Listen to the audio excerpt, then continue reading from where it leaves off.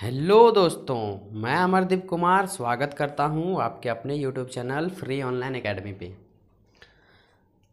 कक्षा नौवीं का आज मैं लेकर आया हूं तीसरी अध्याय का सेकंड पार्ट। जैसा कि आप जानते हैं कि फर्स्ट पार्ट मैंने पिछले वीडियो में करवा चुका है।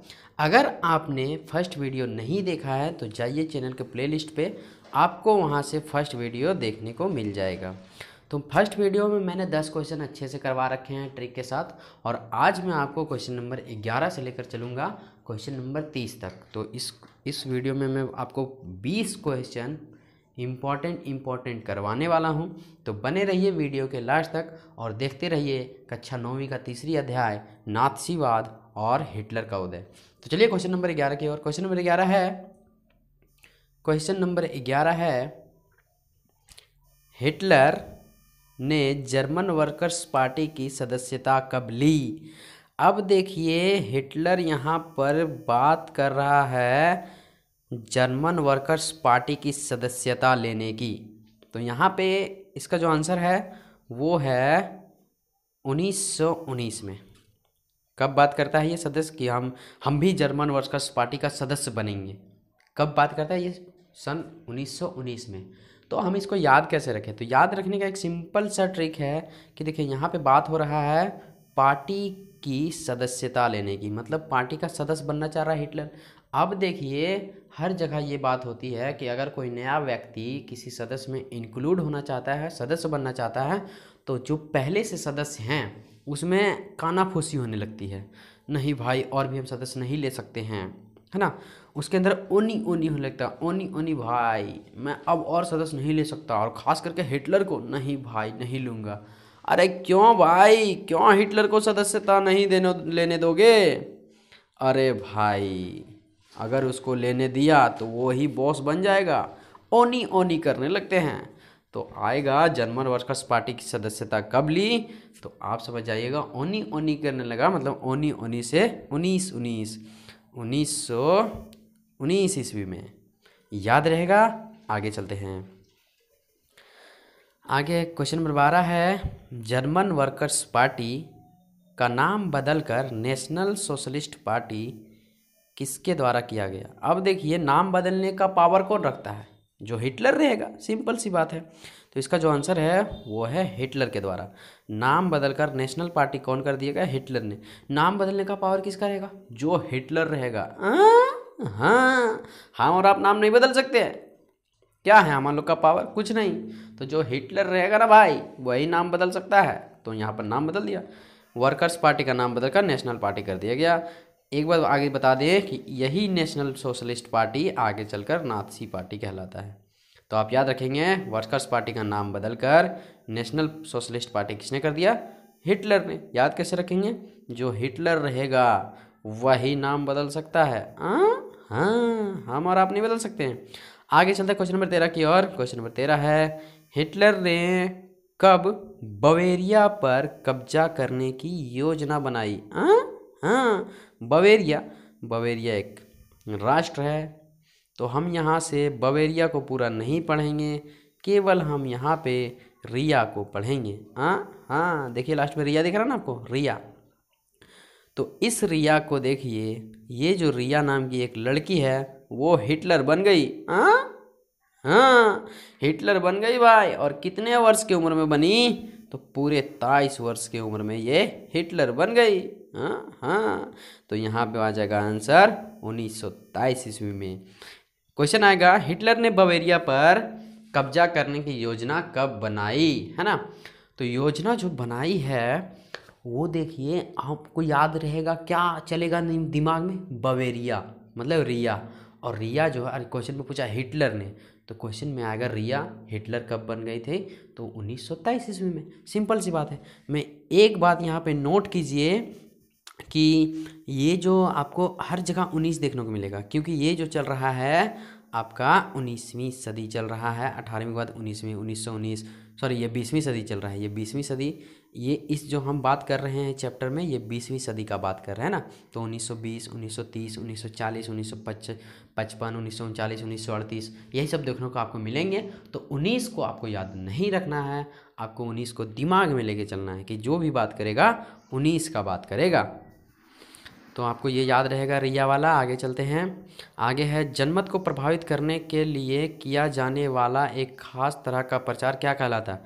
तो वो प्रोपेगेंडा कहलाता था। इसका मतलब मैं समझा देता हूँ, ये आसान चीज़ है। जैसे कि अभी हम लोग क्या करते हैं, कोई दुकान मान लीजिए नया दुकान खोलें तो उसके प्रचार के लिए एक पोस्टर छपवाते हैं जिसका नाम हम लोग देते हैं बैनर। नहीं, एक बैनर बनवाना है। तो उसी तरह जनमत को प्रभावित किए जाने वाला एक खास तरह का प्रचार किया जाता था, उसे प्रोपेगेंडा कहा जाता था। ये जो प्रोपेगेंडा आया है आंसर, वो आया है नए शब्द से। बुक को जब आप पढ़िएगा तो देखिएगा इधर कोना में ऐसे घेरा लगा करके दिया रहता है नए शब्द, है ना। तो जब इसको पढ़िएगा तो आप में उसको क्वेश्चन में ले लिया जाता है। तो इसको जब आप पढ़िएगा तो क्वेश्चन आपको अच्छा से समझ में आएगा। आप बुक का कोई चीज़ पढ़िए या ना पढ़िए, लेकिन नए शब्द जरूर पढ़ा कीजिए, ठीक है। तो क्वेश्चन होता है यहाँ ख़त्म। चलते हैं क्वेश्चन नंबर आगे की ओर। क्वेश्चन नंबर आगे है, क्या है देखते हैं। क्वेश्चन नंबर 15 है, राष्ट्रपति हिंडनबर्ग हिटलर को चांसलर पद संभालने का न्योता कब दिया? अब देखिए राष्ट्रपति हैं, जो राष्ट्रपति हिंडनबर्ग हैं, मतलब हिटलर को बोल रहे हैं आइए और चांसलर पद संभालिए। तो देखिए भैया, चांसलर का पद हो या फिर कोई और पद हो, छोटी उम्र में तो नहीं संभाल सकता। तो कितने वर्ष में संभाल सकता है? अरे भाई, कोई भी पद संभालने के लिए कम से कम आयु 30 वर्ष होनी चाहिए। हाँ, बिना 30 वर्ष के नहीं हो सकता भाई। अगर ऐसा होता तो हम भी पद में होते, आप भी पद में होते, जितने भी मेरे सारे स्टूडेंट हैं वो भी पद में होते हैं, कोई ना कोई पद में होते हैं। हाँ हाँ, तो कितने, कम से कम कितना वर्ष होना, कम से कम कितना उम्र होना चाहिए? वो होना चाहिए पूरे 30 वर्ष। हाँ हाँ, पूरे 30 वर्ष का होना चाहिए। हाँ, अच्छा ठीक है। और कोई शर्त है? हाँ, एक और शर्त है। क्या शर्त है भाई? 30 वर्ष के साथ साथ उस बंदे में ना जान होनी चाहिए। क्या होनी चाहिए? जान। तो देखिए 30 हो गया मेरा कवर, और जान से याद रखिएगा जनवरी, है ना।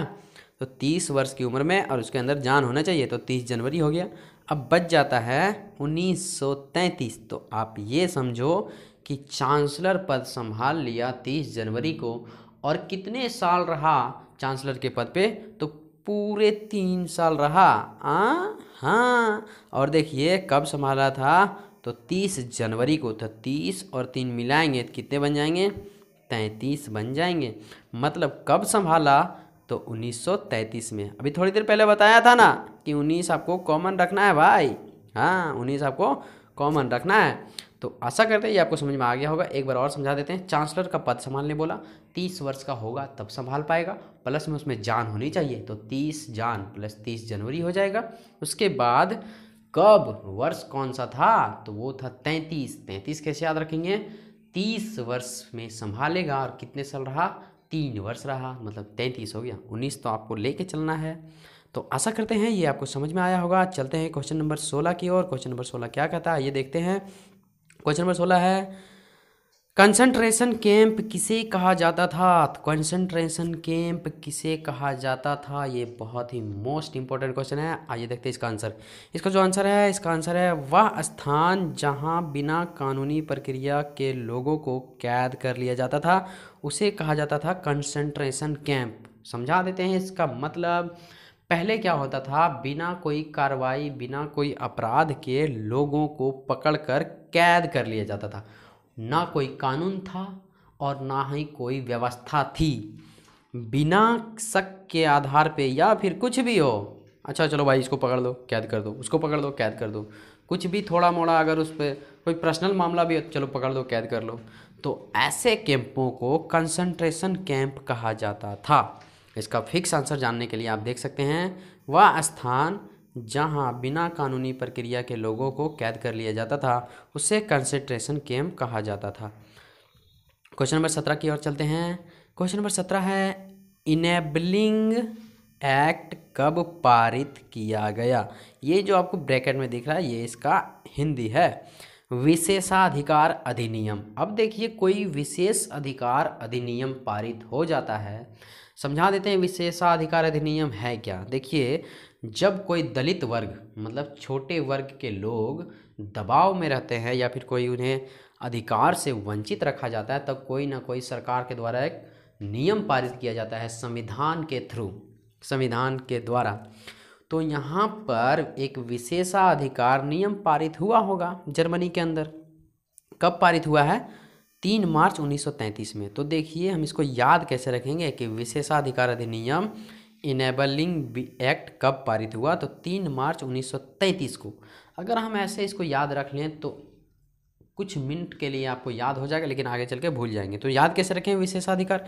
तो आप देखिए यहाँ विशेष अधिकार है ना। अब देखिए कोई दलित को, कोई छोटे लोगों को विशेष अधिकार प्राप्त हो जाए तो बड़े लोगों को अच्छा नहीं लगता भाई। हाँ, ये सच है भाई कि छोटे वर्ग की खुशियाँ बड़े वर्ग के लोगों को देखा नहीं जाता। ये आज का सच है। तो देखिए को बड़े लोग देख नहीं पाएंगे। अब देखिए यहाँ पे है 3 मार्च है ना, 3 मार्च। तो 3 मार्च से हम याद रखेंगे 3 मिर्च। हाँ, मिर्च, लाल वाला हरा वाला जो भी समझना समझ लीजिए। 3 मिर्च। बड़े लोग क्या करते हैं? 3 मिर्च 33 लोगों को खिला देते हैं। अरे भाई क्यों खिला देते हैं?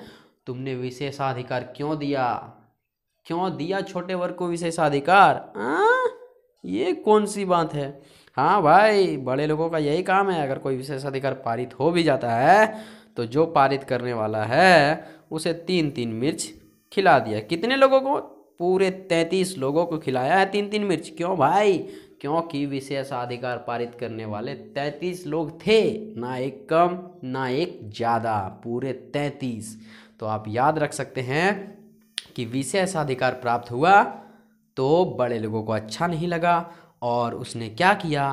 पूरे 3 मिर्च 33 लोगों को खिला दिए। तो हो गया ना कबार? 3 मिर्च से 3 मार्च याद रखेंगे, मिर्च से मार्च याद रखेंगे, और कितने लोगों को खिलाया? 33 लोगों को। तो हो गया ना 1930 का बार।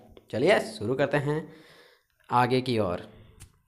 क्वेश्चन नंबर 18 है ऑस्ट्रिया को जर्मनी में कब मिलाया गया? ऑस्ट्रिया को जर्मनी में कब मिलाया गया?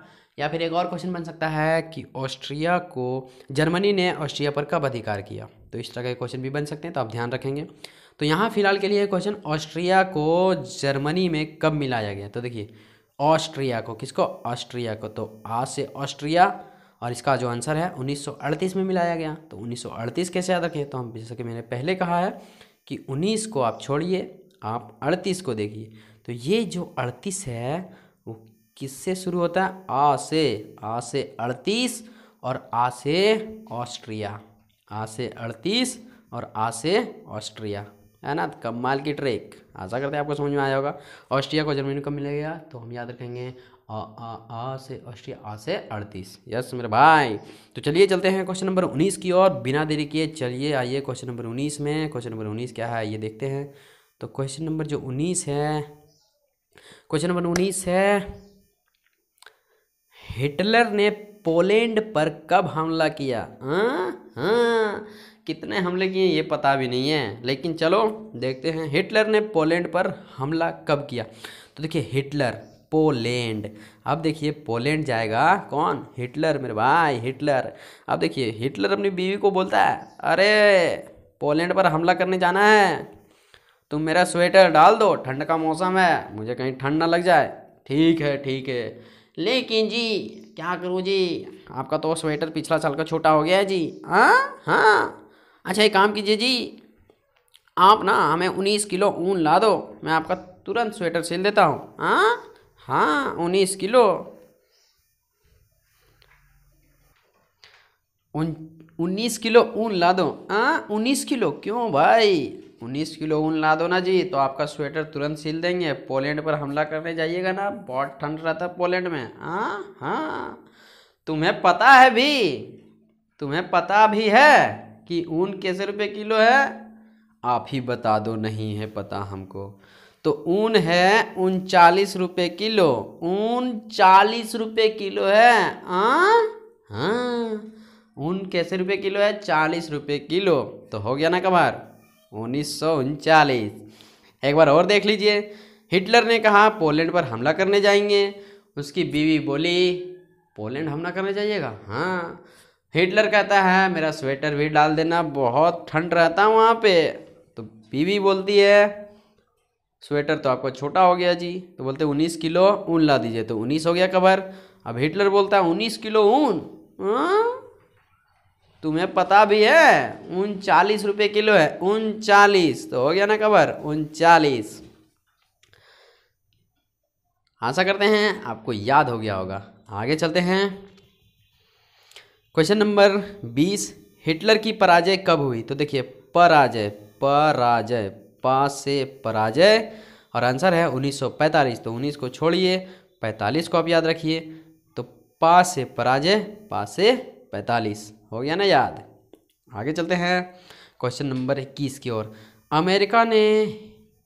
अमेरिका ने हिरोशिमा पर परमाणु बम कब गिराया? अमेरिका ने हिरोशिमा पर कब परमाणु बम गिराया? तो इसका जो आंसर है वो है 6 अगस्त 1945। क्वेश्चन नंबर दूसरा पढ़ते हैं।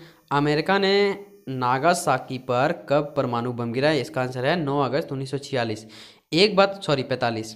एक बात यहाँ नोट कीजिए, यहाँ अगस्त सेम है, 1945 सेम है, अगस्त सेम है, 1945 सेम है। अंतर क्या है? यहाँ है 6 और यहाँ है 9। और जैसा कि मैंने पहले कहा है, जहाँ जहाँ भी दो चीज़ें आती है आप वहाँ एक चीज़ याद रखो, दूसरा ऑटोमेटिकली याद हो जाएगा। कैसे याद रखेंगे? देखिए, तो सबसे पहले देखिए अमेरिका ने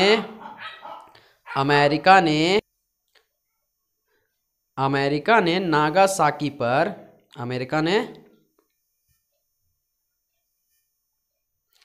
अमेरिका ने नागासाकी पर परमाणु बम गिराया। तो कब गिराया?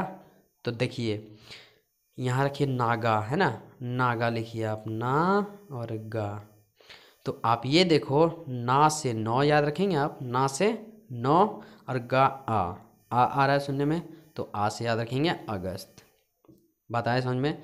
दो क्वेश्चन बनते हैं कि अमेरिका ने हिरोशिमा पर कब गिराया, तो 6 अगस्त, और एक दूसरा पड़ता है नागासाकी पर कब गिराया, तो 9 अगस्त। तो देखिए आप याद रखिएगा नागासाकी 9, ना से नागा और ना से 9, है ना। अगस्त अगस्त सब में कॉमन है, 45 कॉमन है। तो आशा करते हैं ये आपको याद हो गया होगा। ना से नागा आप याद रखेंगे तो 9 अगस्त हो जाएगा, और 1945 तो आपको याद ही है। और अगर 9 अगस्त को ये है तो हिरोशिमा पर कब गिराया गया है? 6 अगस्त को। ये बहुत ही ज़्यादा इंपॉर्टेंट क्वेश्चन है, इसलिए मैं एक बार और एक्सप्लेन कर देता हूँ। देखिए अमेरिका ने जापान के हिरोशिमा और नागासाकी पर परमाणु बम गिराया था। कब? सन 1945 में, वो भी कब? अगस्त में। लेकिन सबसे पहले गिराया था हिरोशिमा पर, और उसके ठीक 3 दिन के बाद नागासाकी पर गिरा दिया। ये हिरोशिमा और नागासाकी है कहाँ? तो वो है जापान के अंदर।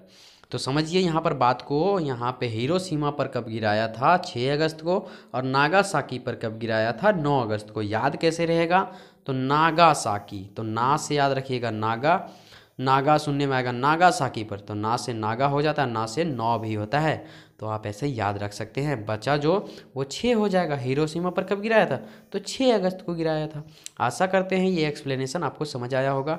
चलते हैं क्वेश्चन नंबर 23 की और। क्वेश्चन नंबर 23 है, नॉर्डिक जर्मन आर्य कहाँ रहते थे? तो नॉर्डिक जर्मन आर्य उत्तरी यूरोपीय देश में रहते थे, उत्तरी यूरोपीय देश में रहते थे। क्वेश्चन नंबर 24 है। क्वेश्चन नंबर 24 देखते हैं। क्वेश्चन नंबर 24 क्या है?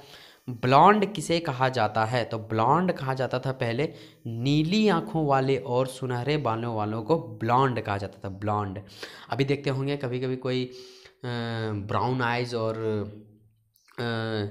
थोड़ी सुनहरे बाल और ब्लू आइज, है ना।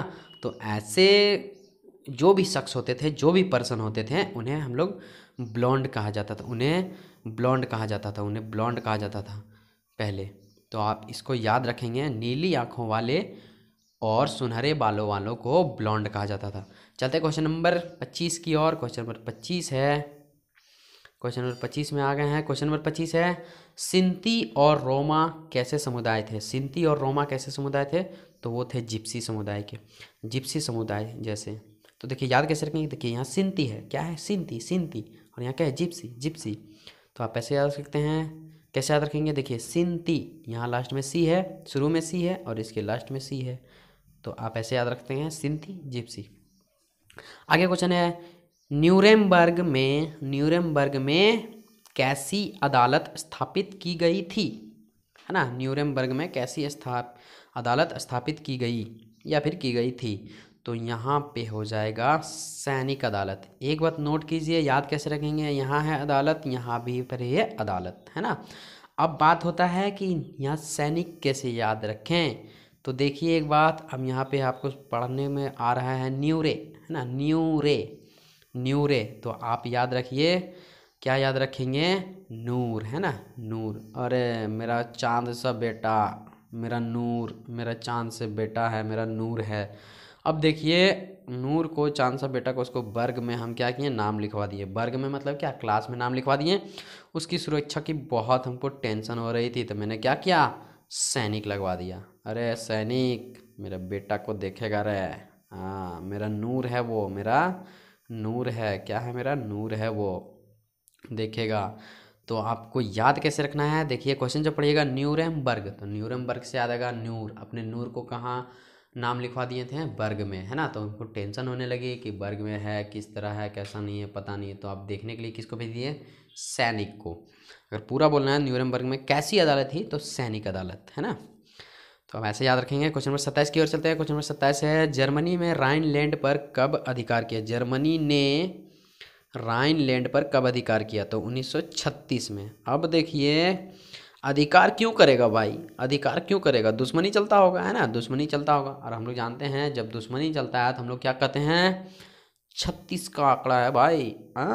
हाँ उससे मेरा 36 का आंकड़ा है, मैं नहीं बात करता उससे, क्यों भाई, 36 का आंकड़ा है। हाँ तो हो गया ना कबार। तो देखिए इसका आंसर है जर्मनी ने राइनलैंड पर कब अधिकार किया, तो 1936 में। आशा करते हैं आपको समझ में आया होगा। आगे चलते हैं क्वेश्चन नंबर 28 की ओर। क्वेश्चन नंबर 28 है अति मुद्रास्फीति क्या है, या अति मुद्रास्फीति किसे कहते हैं। तो बता दें, वस्तु का मूल्य एकदम अगर बढ़ जाता है तो उसे अति मुद्रास्फीति कहा जाता है। ये इकोनॉमिक्स का भी क्वेश्चन में अगर डालना चाहें तो आप डाल सकते हैं, अर्थशास्त्र का भी एक क्वेश्चन यहाँ से हो जाता है आपका क्लियर। आप एक बात को नोट कर लीजिए, मुद्रास्फीति क्या है, तो वस्तु का मूल्य एकदम बढ़ जाना क्या कहलाता है, मुद्रास्फीति कहलाता है। तो आशा करते हैं ये आपको समझ में आया होगा। जैसे मैं आपको समझा देता हूँ, मान लीजिए आटा है अभी 22 रुपये किलो, और अगर अचानक से आटा 100 रुपये किलो हो जाता है तो उस स्थिति को हम बोलेंगे अति मुद्रास्फीति, है ना। आशा करते हैं आपको समझ में आया होगा। आपको याद होगा एक बार प्याज का दाम 100 रुपये किलो हो चुका था, है ना। तो उस समय 8 रुपये से स्टार्ट होकर के 100 रुपये तक जाना, तो वहाँ पे हम बोल सकते हैं उस स्थिति को अति मुद्रास्फीति। आशा करते समझ में आया होगा। आगे क्वेश्चन चलते हैं। आगे क्वेश्चन है 29 नंबर क्वेश्चन, नवंबर के अपराधी कौन थे। नवंबर के अपराधी कौन थे, तो नवंबर के अपराधी थे कैथोलिक व डेमोक्रेटिक, कैथोलिक व डेमोक्रेटिक। क्वेश्चन नंबर 30 है म्यूनिख समझौता कब हुआ। म्यूनिख, अब देखिए म्यूनिख समझौता हुआ 1938 में। तो अब जैसा कि मैंने कहा 19 को भूलिए, आप 38 को कैसे याद रखना है सो सोचिए। तो देखिए यहाँ सुनने में आ रहा है म्यू, है ना, क्या सुनने में आ रहा है, म्यू म्यू म्यू म्यू, म्याऊ म्याऊ, है ना, बिल्ली कैसे करती है, म्याऊ म्याऊ। तो यहाँ सुनने में आ रहा है क्या, म्यू म्यू। अब देखिए बिल्ली जहाँ भी देखते हैं ना म्याऊ म्याऊ करते, वो अड़ जाती है। हाँ कहीं भी घर में मछली बनाओ, दूध रखो, तो वो क्या है, अड़ जाती है। एक जगह क्या है, अड़ के बैठ जाती है, अड़ के बैठ जाती है। तो देखिए अड़ अड़, और लास्ट में क्या आंसर में 38। तो आप ऐसे याद रखेंगे, म्यू म्याऊ म्याऊ म्याऊ म्याऊ, और म्याऊ कैसे करती है, अड़ के बैठ जाती है। हाँ तो दोस्तों हो जाता है आपका पूरा चैप्टर ख़त्म।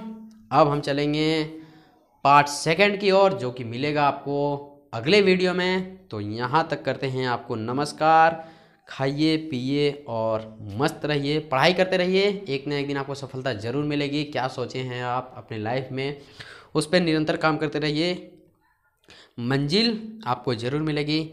अगर आप चैनल पे नए हैं तो चैनल को कर लीजिए सब्सक्राइब करने के बाद कर दीजिएगा लाइक, और पसंद नहीं आया होगा तो कर दीजिएगा डिसलाइक। तो चलिए मिलते हैं अगले वीडियो में। जय हिंद, जय भारत।